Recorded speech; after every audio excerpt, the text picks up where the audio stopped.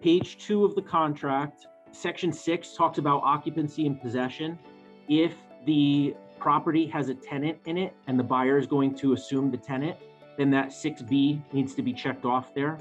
And then there's a whole section in here that talks about the tenant estoppel and the terms for that and whether the buyer will accept. And if you have a tenant and the buyer's going to assume it, just give us a call and we'll go through exactly what needs to be done, and we can help with tenant estoppels and things like that as well.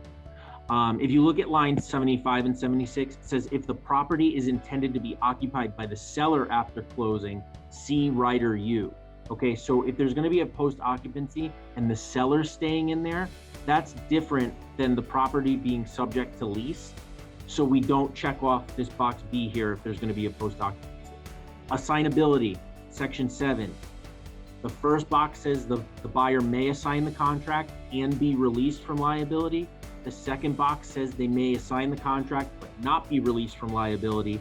And the third box says they may not assign this contract.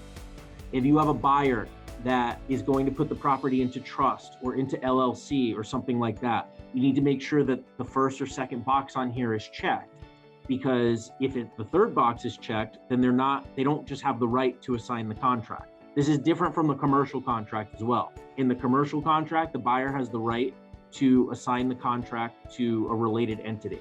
If you're on the listing side and you have a cash contract, you may want to make sure that the third box is checked off on here, because if you have a cash transaction, you've most likely asked for proof of funds.